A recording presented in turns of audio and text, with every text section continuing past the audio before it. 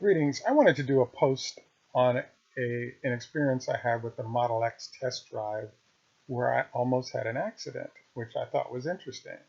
So um, the goal of this is to review the Model X and highlight why it is there's a need to really consider moving from version 1 to version 2 of the autopilot. So the situation was that we were driving on the freeway and I engaged the autopilot, and it ran beautifully as I stayed in my lane and moved down, but still kept an eye on the wheel so I could grab a hold if anything occurred. What actually happened is that as I was driving in this manner, it was a three-lane road, and the lane I was in suddenly became the exit lane.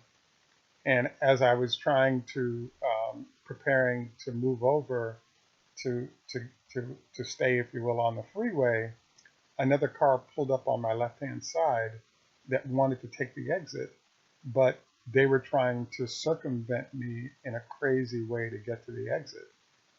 So the issue is that the front and rear facing cameras that come with Autopilot 1 didn't pick up the vehicle very well. So it didn't necessarily register that this vehicle was an issue. So as a result, I was keeping an eye on things, so I hit the brakes. But one of the questions that was popping in my mind is it worth the effort to to go to Autopilot 2 versus Autopilot 1? And after seeing this experience, Autopilot 1 has front and rear facing cameras with a radar. Autopilot 2 has 8 cameras, 2 on both sides, 2 in front and rear, sonar, as well as 14 other sensors. So I could really see the value in why some of the real focused owners of S's are trading in or electing to move on. Um, Tesla is not allowed to fully engage autopilot, especially if you're not on a freeway currently. But I believe that it's actually a really good idea, if you can, to delay and find the not fully allowed Autopilot 2 with the Autopilot 2 hardware, because it really makes a difference in terms of what the vehicle can see and how it supports your driving.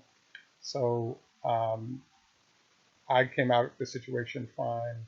Um, it was obvious, though, that the vehicle didn't pick up vehicles on your side very well or handle the situation relative to the off ramp very well.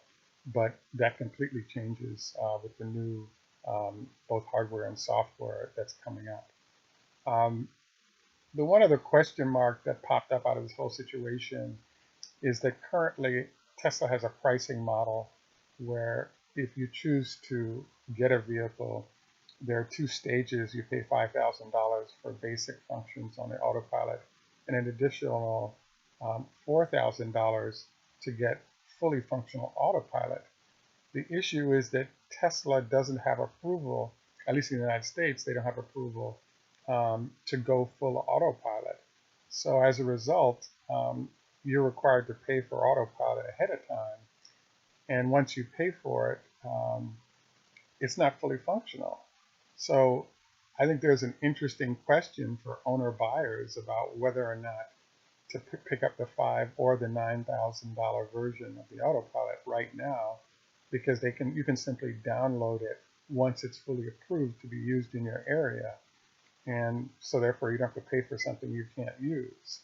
Um, I'm looking forward to maybe comments or what other people have to say about this, but I do think the fully functional autopilot is useful. Tesla has a pricing plan where if you pay for it when you purchase the car, it's $4,000. If they download it later, it's $5,000. So I'd have to say that I thought if you're just running on Autopilot 1, if that's all that's approved right now, there's really nothing you could do. I say save your $5,000, and when it's functional and allowed by the cities and states, go ahead and pay for it and have it downloaded. So very interesting experience seeing the value of the extra sensors. Um, best of luck, and look forward to any comments you might have.